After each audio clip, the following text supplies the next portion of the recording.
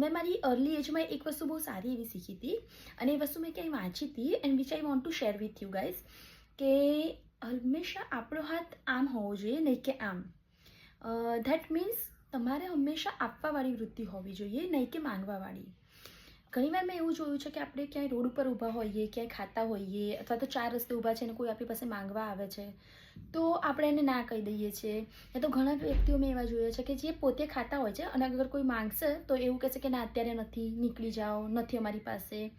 I don't know કે ભગવાને કદાચ તમને એટલા સક્ષમ બનાવ્યા છે કે કોઈ તમારી પાસે અપેક્ષા લઈને આવ્યું છે, કોઈ તમારી પાસે માંગવા આવ્યું છે. તમે એવું નથી કે તમે એને 500,000 રૂપિયા આપી દો, બટ એટલીસ્ટ તમે તમારી ક્ષમતા પ્રમાણે એને હેલ્પ કરી દો.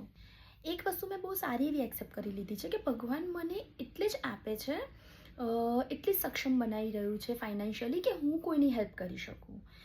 કદાચ હું આજે એ ભાઈને ના પાડી દઈશ કે એ બેનને ના પાડી દઈશ કે કોઈ પણ માંગવા આવ્યું છે અને હું ના પાડી દઈશ, એને કોઈ ફરક નહીં પડે, એ બીજા જોડે જતું રહેશે. પણ ઉપરવાળો મને જોવે છે.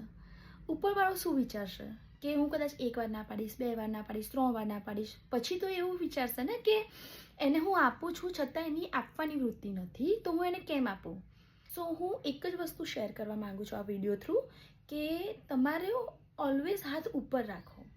તમારો હાથ ઉપર હશે ને તો ઉપરવાળો ક્યારેય તમારા જોડે ખૂટવા નહીં દે. સો આઈ હોપ કે કદાચ આ વિડીયો થ્રુ, હું એવું નથી કહેતી કે બધા અપ્લાય કરશે, બટ એટલીસ્ટ 1 માસ પણ અપ્લાય કરશે અને 1 માસ કદાચ આગળ એક વ્યક્તિને પણ હેલ્પ કરશે, તો that's enough for me. Thank you.